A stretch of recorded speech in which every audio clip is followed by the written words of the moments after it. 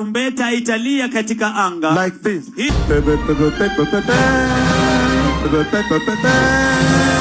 That is how the trumpet will sound. Do you know a girl by the name of Marion Naipei? She was trending a few weeks back and she's made headlines for some time. I think I saw it briefly on TikTok. Yes. So ilikuwa how it's reported, I don't know if this makes sense to you. One ule dem alitokea ka Java Ngodha. You know that Ngodha name, yes? Uh-huh. Yes. So there is so the story came out, if I was to take you back, is she started trending because there's a video of her that was released when she was on a date with someone, and that person was trying to lift her dress, which and then that video was leaked. Alafu ikasemekana it's the guy that leaked it. So of course there was no consent, so that was wrong. Yes. So after this story comes out, Mosiria, do you know Mosiria, the county Nairobi county government guy? Like the guy was going around, in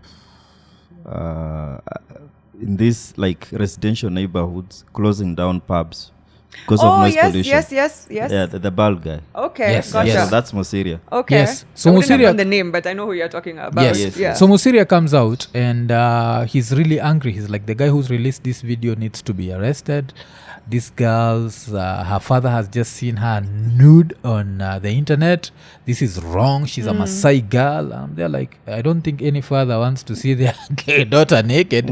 Does not matter if you're Maasai. Yeah. And then when this story is going on, the information comes out that she has an OnlyFans page. And it's not just OnlyFans. She's there playing with sex toys. But now, after Mosiria is like, oh, I need to run away from her. So he runs away from her and a pastor comes in. Okay. And the pastor is called Pastor Kanyari. I don't know if you know about Kanyari. Heard of him, yes. Yes, ule mtu wa Panda Mbegu. Panda Beg, like Yes. 310. Give us 310. So there's that point. He used to make like 1 million shillings a day. Eh? Yeah. Yeah, with that Panda Mbegu shit. And so he comes in to save her, does a few videos praying for her, blah, blah, blah. Then today, by the time we are posting this, we are recording this, he posted. He said, paka ya msituni ni ya msituni. Rudi msituni nimechoka. So people are like, he must be talking about the girl. Why? Because Mosiria comments, is like, kwani imerudi msituni tena? So, what do you think about the girl from information tumekupatia? Does she need saving? What do you think about the whole story? First of all, sharing any content about an individual, male or female, without their consent online is not constitutional. Yes. Yeah, everybody is entitled to their privacy. Everybody is entitled to their data being protected and used in a manner that is prejudicial to them. They should be the ones to decide how they want that information to be spread, if they want it, and if they want it to be retrieved, they should also have the benefit of making that choice. Yes. That's number one. Kwa watu wanashindwa kwa nini Ruksa ameanza hivyo, ama ni Ruksa ameanza hivyo, ni lawyer. Sasa tuendelee.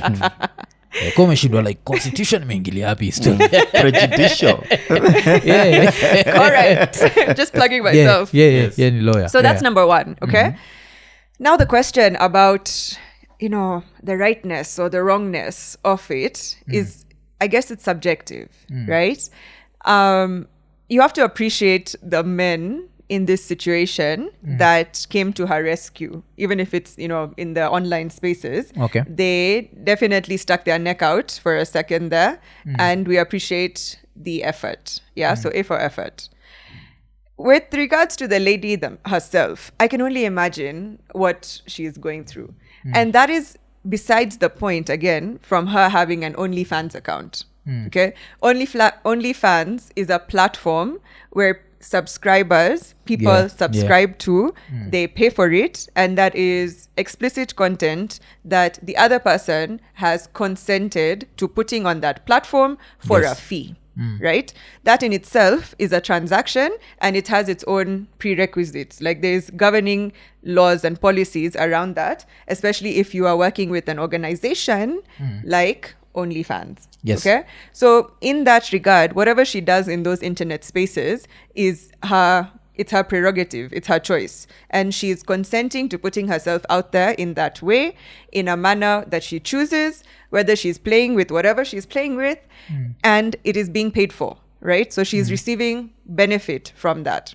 That is very different from someone not consensually releasing content about you onto the online spaces. Again, whatever she does on those websites is not going to be available for everyone to see. It's a chat room, like it's a small space, and that's regarded as sacred. It's private. It should be. But what has been done in this situation is an abuse of that power. It's an abuse of that, that information, and I think it definitely needs to be addressed in a proper manner. Yeah. So the other aspect to look at this is there's always men in quotes trying to save a woman. And I've seen this thing happen where when we see a woman who's posting nude photos of herself, we're like, she must be doing this because she needs an income. Let me go there and provide her with other ways of making money. As a woman, how do you feel about that? Because I think by the time wanasema paka ya mstuni, they're like, this girl is just wild and she was born to be wild. And there's nothing that we can do about her. Have you ever heard of the word have you ever heard of the word? This I was given an education on recently. Yes. It was in a women's chat group, and they were discussing feminism of today. Yeah. Which can mean different things in different spaces from my understanding. But this, it kind of just speaks to what you are talking about. The word exhibitionist. Do you know what? Yeah, you know what that means? To exhibit. To exhibit, to show yourself, right? Yes. Naipei. Exactly. I think some people are exhibitionists. Yes. Okay? And that is their choice. If they want to go ahead and be that way, or if they are that way, like the way you've said, someone born wild, whatever, then that is their choice. And if you are not like that, you can continue not being like that in your own spaces, right? Mine and their internets will not even collide because we are not the same. What I find interesting versus what they would find interesting may not be the same thing, right? And because of that, I don't think it's about saving someone. I think it's about identifying what your place is in that space as an individual. Okay? If you have a savior complex where you want to go and be a knight in shining armor for someone, you will be led in that direction. But if you have a more reserved nature, you might see that content and keep scrolling because that's not content you want to engage with, however it may have popped up on your timeline, right? So it's to each their own, of course, but it's about knowing your place and how you want to navigate that space. And I think that is where some people make assumptions about others that will lead us to thinking a certain type of way, when in reality, really, it's about how you feel about it and whether or not you're uncomfortable enough or comfortable enough to continue walking down that direction. Yeah, because and now there's another thing that has come out now, feminism, yes? And the thing that has come out is I do not need a man to respect me as long as I respect myself. Yes? So there's that aspect. But this aspect comes with a whole other thing of even as I respect myself, should I change the rules around society and what society looks down upon? Yes, I'm an individual. But as a society, the first time I see your nudes have been leaked, I'll be very empathetic, unajua. The next minute that I see a video of you umeka miguu ukando, like it's a wild video, I watched it for research purposes. Thank you for doing the minute nimeona hiyo the next minute nimeona hivyo, I'll have my views on you start changing because the first thing I think about it is in Kenya you're not earning enough for you to, in quotes, degrade yourself like that, because there's a certain level of money that if you're earning, I've seen women in America driving a Lamborghini just because of your OnlyFans, and I respect that. But here Kenya, where you're barely surviving, they're like, can you actually do this? And even if you watch the video before the video that leaked, she was literally asking the man for his manhood. Let me play with it on video. And then he released the video and it's a whole other debate. And then everyone is trying to save her. We see the OnlyFans. She goes to church. She's saved. She's like, this is my past. Now watu wanakuja wanasema yeye ni paka ya mstuni. Then sisi as the average Joe walking down the street, they're like, I would not want to associate with her. So does this make us misogynistic? Have you read Confessions of Nairobi Men? No. Or Confessions of Nairobi Women? No. By who? By Joan Tatia. I would suggest, you read those books. Yeah. Not just you individually, but Yes. like the general public in Kenya. I would suggest, really you take some time to read those books. They are very easy to read. They are real stories about real men and women in Kenya, in Nairobi specifically, that they've been recited to the author. Yes. And obviously the author has used pseudonyms for the characters, but it has, she has told the stories in a very dignified and honest manner. Yes.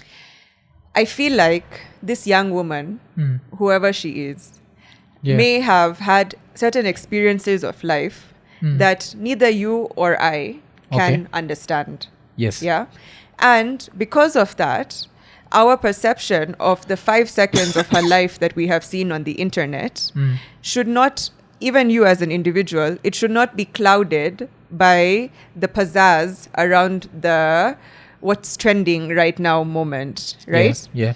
There is a real person with real life experiences who was recorded without their consent, whose information was released on the internet without their consent, Yes. and who is trying their very best, and we can believe this as individuals who live in this city, to make a living and to get through day to day. Yes. For us to form an opinion based on the 30 seconds of their life that we have glimpsed into is hypocritical. Because I don't know what you've done to get to where you are today. Yes. Neither can, neither do you know the same about me. Ian tried OnlyFans, didn't work out. So, with that in mind, I think, just give it some grace and take it into context that this is a glimpse. You're getting a snapshot of what this person's life is. And you formed all these opinions around them based off of this minute snapshot. Whereas there is so much more that goes into living in this city, in this country, in this society than we talk about. And it's hypocritical to point fingers at her when you are there watching the content. So Okay. I think that, just for the individual. Research. Yeah. No, of course. And I wouldn't have known about it if you hadn't, brought it up also. or even subscribed. Yeah.